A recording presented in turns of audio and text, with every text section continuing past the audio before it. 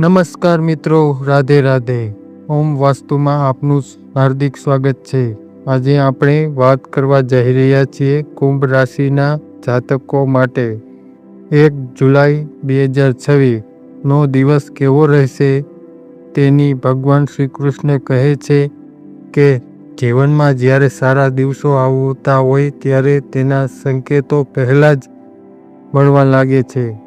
ઘણા સમયથી જે ચિંતા તમારા મનને ઘેરી રહી હતી, હવે ધીમે ધીમે તેનો અંત આવતો દેખાઈ રહ્યો છે.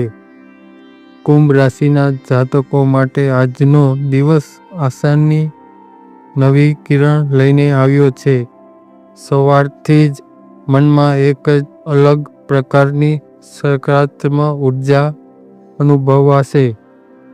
જે કામ ઘણા સમયથી અટકેલા હતા તેમાં ગતિ આવતી જોવા મળશે. આજે તમને એવી ખુશખબર મળી શકે છે જે લાંબા સમયથી તમારા રાહ જોતી હતી. આર્થિક સ્થિતિ વાત કરીએ તો આજે ધન સંબંધી બાબતોમાં લાભના યોગ બની રહ્યા છે. કોઈ જૂનું અટકેલું પૈસું પાછું મળી શકે છે. વેપાર કરતા લોકો માટે નવા ગ્રાહકો મળવા સંકેત છે. નોકરી કરતા લોકો અધિકારીઓ તરફથી પ્રશંસા મળી શકે છે.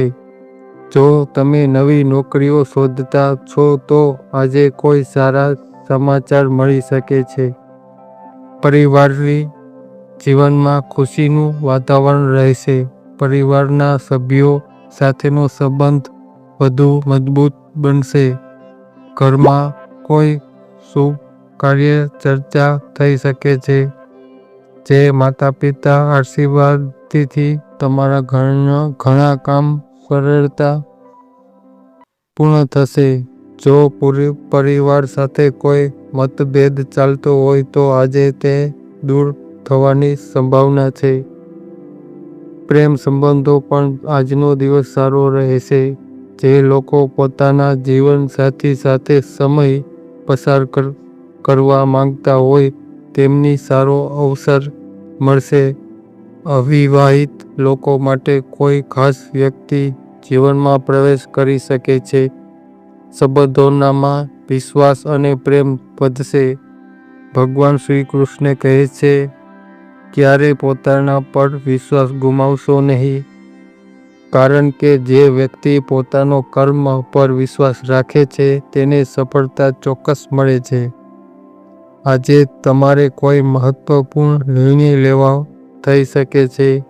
ઉતાવળમાં નિર્ણય લેવો, શાંતિથી વિચારી કરીને આગળ વધવું લાભ થશે. બપોર પછીનો સમય ખાસ શુભ માનવામાં આવે છે. કોઈ મિત્ર અથવા સગા તરફથી શુભ સમાચાર મળી શકે છે. કેટલાક લોકો માટે મુસાફરીઓ પણ બની રહ્યા છે. આ મુસાફરી ભવિષ્યમાં લાભદાયક સાબિત થશે. આજે તમારી વાણીમાં મીઠાશ રાખવી ખૂબ જ જરૂરી છે, કારણ કે તમારા શબ્દો કોઈના દિલને સ્પર્શ કરી શકે છે. ગુસ્સામાં અહંકારથી દૂર રહો. તમારી સૌથી મોટી શક્તિ બનશે. સ્વાસ્થ્યની દ્રષ્ટિએ દિવસ સામાન્ય રહેશે. જૂની થાક અથવા તણાવમાંથી રાહત મળશે. યોગ્ય પ્રાણાયામ અને ધ્યાન કરવાથી માનસિક શાંતિ મળશે. પાણી વધુ પીવું અને ખોરાક સંતુલિત ખાવું.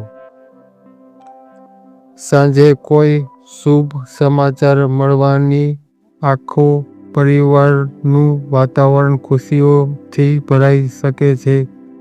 ઘણા સમયથી જે ઈચ્છા તમારા મનમાં હતી તે પૂર્ણ થવાની શરૂઆત થઈ શકે છે. ભગવાન તમારા માટે નવા રસ્તા ખોલી રહ્યા છે. કુંભ રાશિ વેપારીઓ માટે આજનો દિવસ વિશેષ લાભદાયક છે. જો તમે કોઈ નવો પ્રોજેક્ટ શરૂ કરવા માંગતા હોય તો સમય અનુકૂળ છે.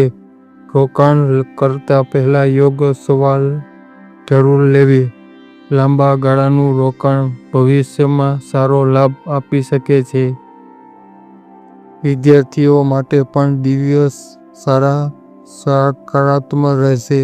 અભ્યાસમાં મન લાગશે અને પરીક્ષામાં સારા પરિણામો યોગ્ય છે. શિક્ષકો તરફથી પ્રશંસા મળી શકે છે. પરીક્ષાની તૈયારી કરતા વિદ્યાર્થીઓ સારા સમાચાર મળી શકે છે.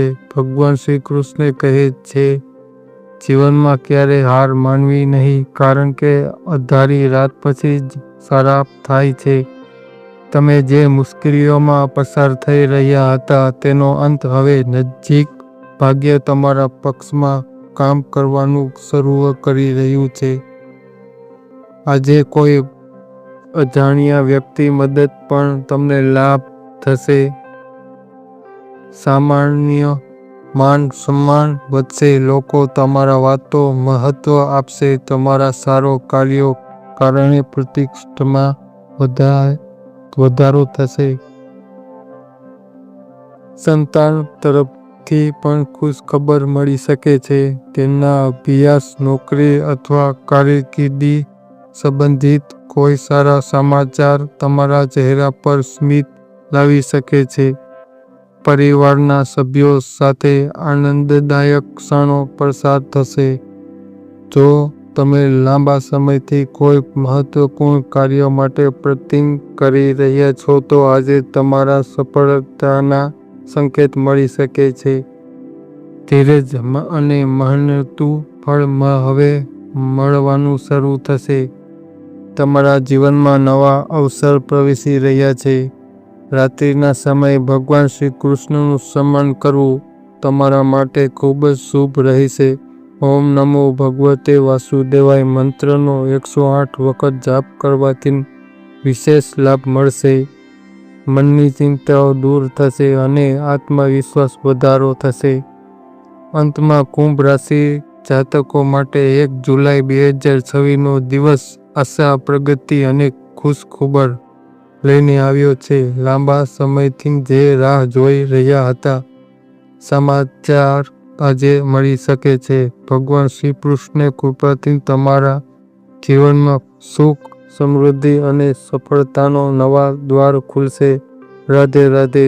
જય શ્રી કૃષ્ણ. જો તમે કુંભ રાશિના છો તો કોમેન્ટમાં જય શ્રી કૃષ્ણ જરૂર લખજો અને વિડીયોને લાઈક, શેર અને ચેનલને સબસ્ક્રાઈબ કરવાનું ભૂલશો નહીં.